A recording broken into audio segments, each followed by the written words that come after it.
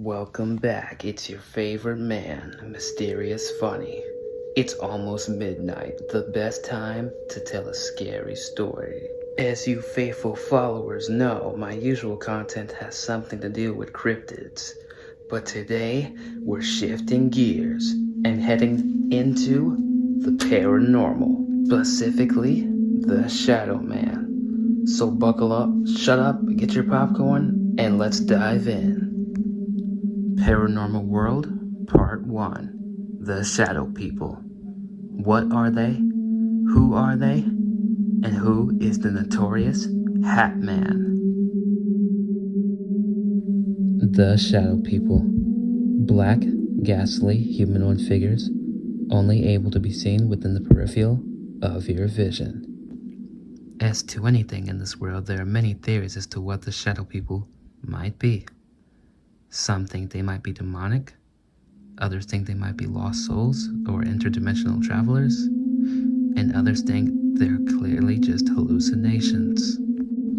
But regardless of what stance you take, what culture or religion you're a part of, the Shadow People have been spotted throughout the entire globe. There is, however, a phenomenon called sleep paralysis. This is where your entire body is asleep, but your mind is awake and you're fully lucid and conscious. Since you're between the wake and sleep state, many things can happen, like very many hallucinations that get conjured up when you are fearful. Considering how your entire body is paralyzed, you can imagine how scared you are already.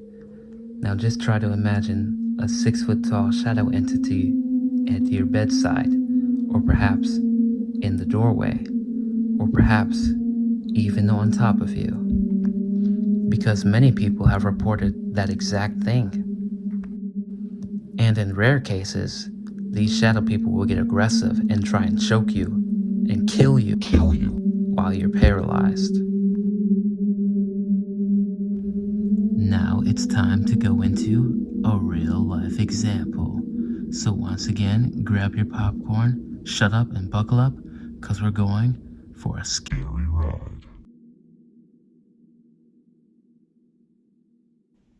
We live in a fairly new, double-wide mobile home that sits on a spot that has never had a house of any kind, and is at least half a mile from where any house has ever sat. So you would not think that it would be likely a location for a haunting. However, my wife and I had, on occasion, seen some rather strange things here, the most startling of which I relate here. One night, after an uneventful day, my wife and I retired for the night. We sleep in a large waterbed. Some time had passed and I was unable to sleep. My wife's breathing had become regular and reached a point at which I assumed that she was asleep. It must be also known that we leave a light on in the bathroom farthest from our bedroom because we normally have children in the house. However, that night there was no one in the house except me and my wife. But the light was on, as usual, casting a glow through our open bedroom door, which weakly lit it. While lying there unable to sleep, I became aware of a presence, and suddenly and silently, a figure moved through our bedroom door and proceeded parallel to our bed. Then, rounding the corner of our bed, it took up a fixed position at the foot of our bed. I was aware that this entity was conscious of us and was intently watching us as we lay there. The entity can be best described as something that had the appearance of black smoke or shadow. However, it was more material than either of these, but less material than a real person. The oddest thing about it all was my lack of fear. Although I was acutely aware of this being and the fact it was not of this earth as we perceive it, it did not seem to arouse any fear in me. Rather, it aroused a feeling that would fit somewhere between creepy and curious, especially considering the fact that it was aware of me as I was aware of it. After some time, I was convinced myself that I was imagining it. Then I became aware of the fact that my wife was no longer breathing like she was asleep, but was breathing almost silently. I then said, "Honey, you awake?" To which she answered, "Yes." I said, "Do you see anything?" expecting her reply to be, "What do you mean?" Much to my surprise, she said, "You mean the thing standing at the foot of the bed?" At this time, I did become somewhat nervous. We lay there for about 10 minutes, and then it was gone. Just over a period of about 10 seconds became less solid, and our perception of its presence became weaker, until it just wasn't there anymore. Then, it was as if it had never been there. Nothing like this has happened since. The only evidence it ever existed is my wife's and my memories of it.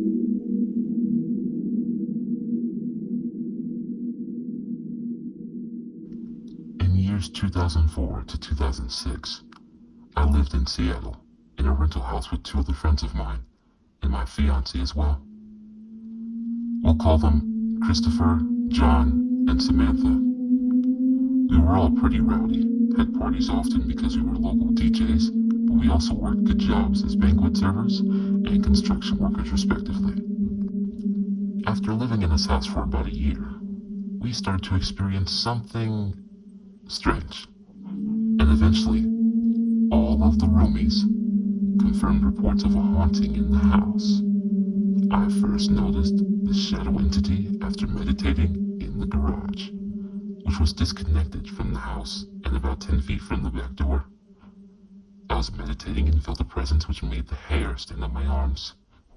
I looked up and I saw a shadow that was darker than the surrounding shadows on the wall. And it freaked me out to the point where I ran outside as fast as possible.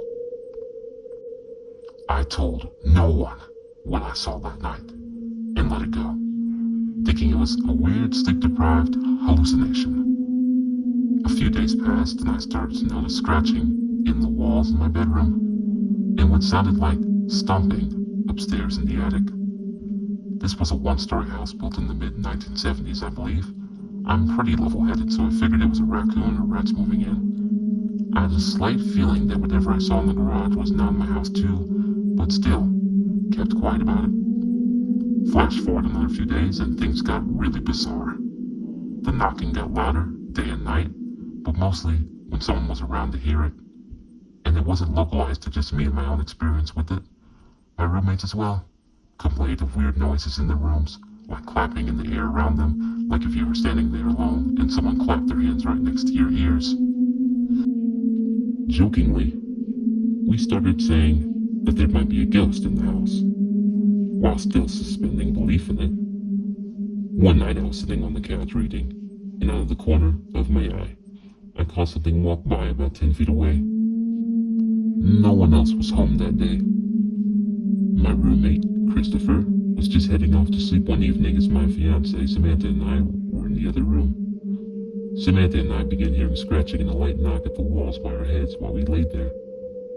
I jokingly told whatever it was, "Go bother someone else," and we literally heard whatever it was scurry away and walk over to the other room. The very next morning, Christopher had left earlier for work than usual.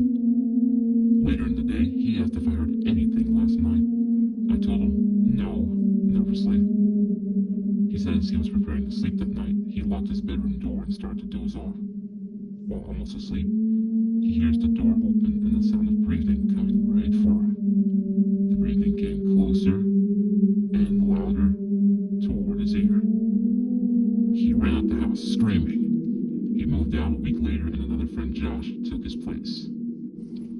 Now, with the new roommate in Christopher's old room, the haunting had become worse. Loud thumps in the walls, literal sounds of stomping around in the attic. We braved the moment and decided to go up for a look. We climbed the drop-down ladder and poked our heads up into the attic. There was absolutely no space to move around up there. It was a crawl-space attic, and we immediately felt a weird vibe. Dashed back down the ladder, closed the door. At this point, we knew we had a ghost. But the reality was, I knew it was a shadow person based off of what I saw. Weirdly enough, it seemed to listen to me and not mess with me as much. One night, a group of friends from our hometown came up for a visit. We began talking about the ghost in the house. I was sitting on the mantel of the fireplace, and we had not had a fire for at least 5 days. As we began speaking about the entity, the fire burst into flames in my back, and I jumped across the room scared shitless. This time, 10 people witnessed that experience and we confirmed something was weird in the house. Yes, this is a true story, and I still try and find explanations as to what it could be. No longer am I being haunted by any weird entities. We are all believers now, and unfortunately for my friend Christopher, he still believes he is haunted by this being. He is a devout Christian and does not usually believe in things like that either, whereas I am a mystic, spiritually minded person who leaves it open to anything is possible.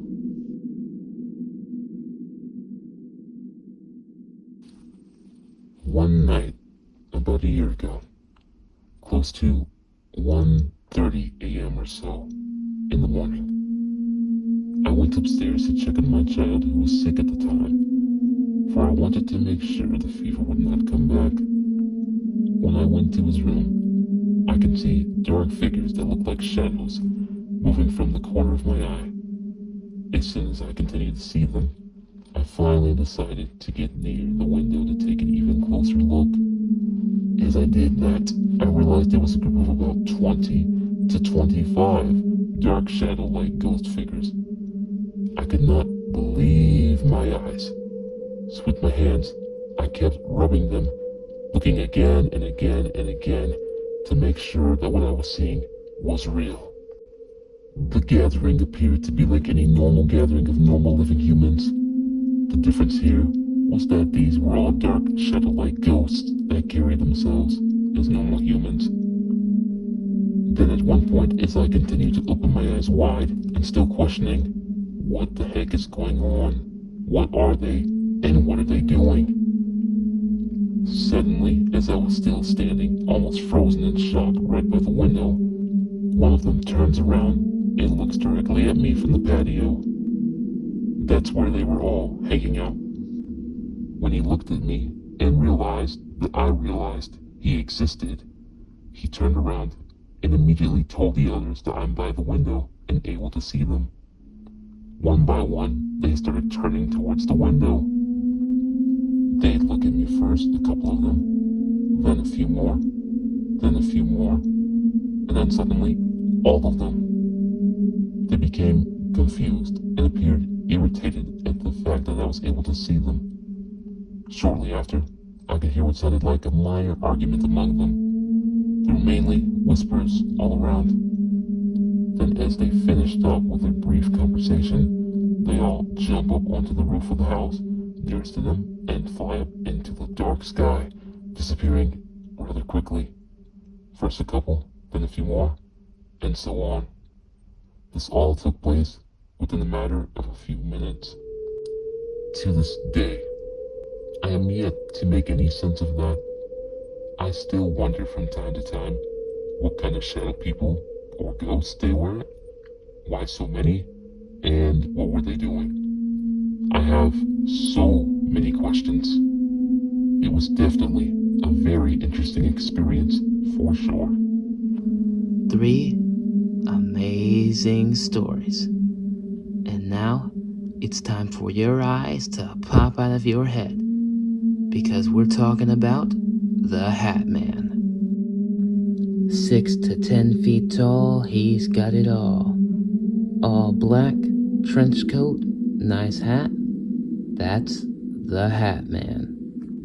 And even though he sounds menacing enough already, he's actually a lot worse than you think.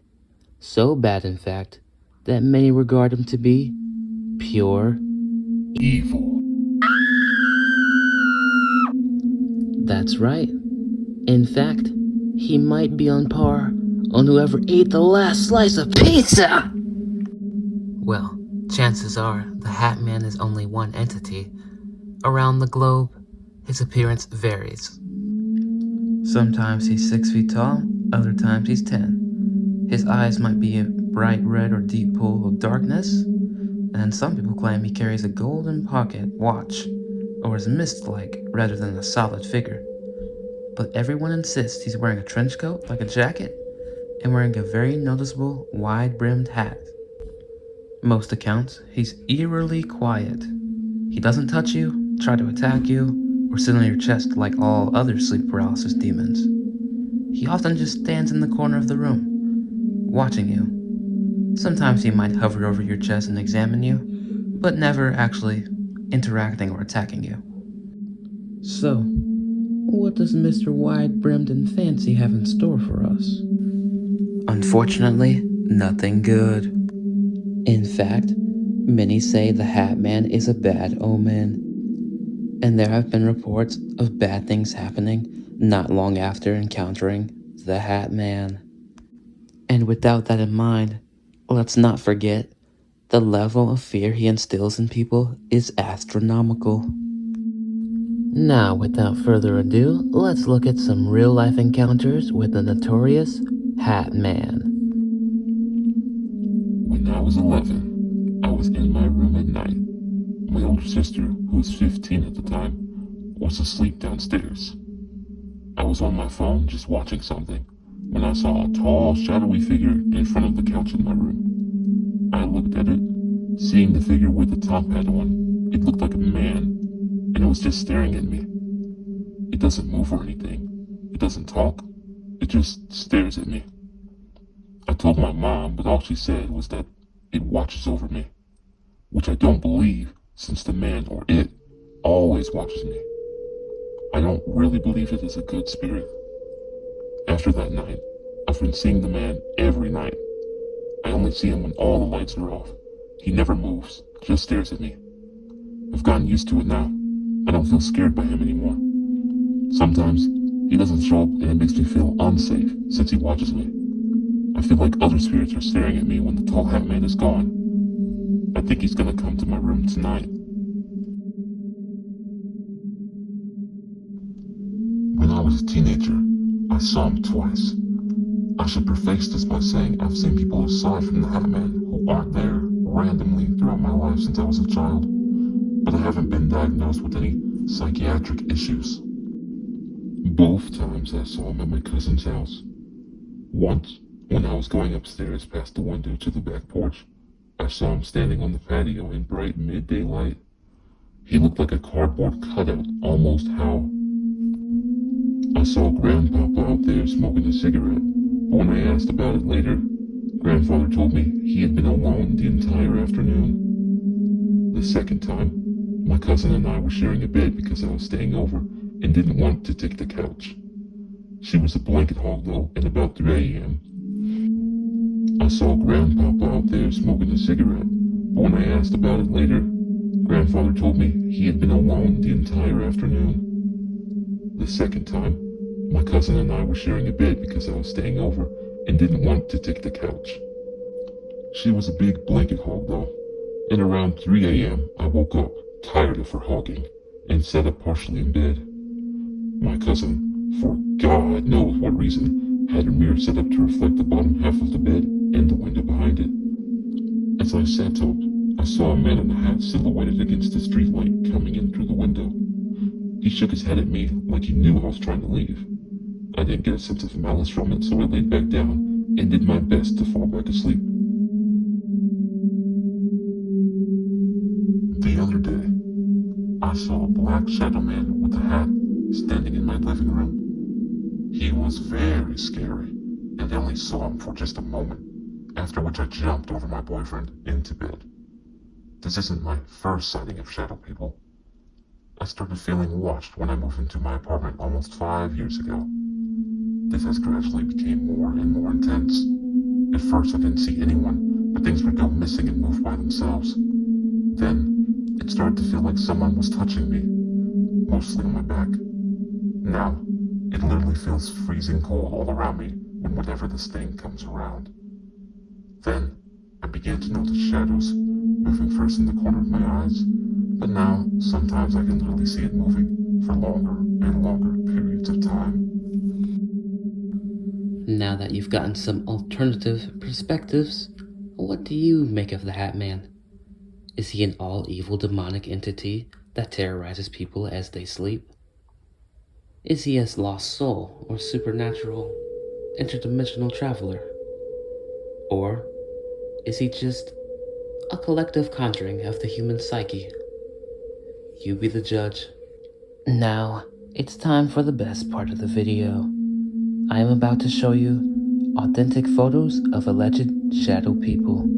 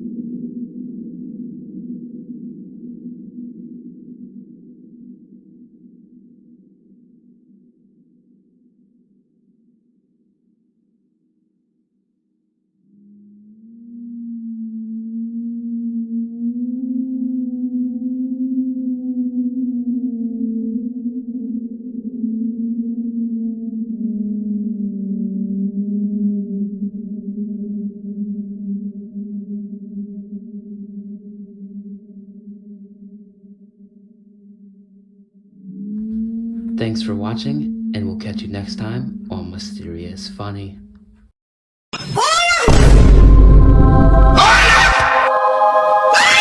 Ai te abro che te notificazione non paren coglio. Sai ma so te mo to te so mo io. Sai, Sai,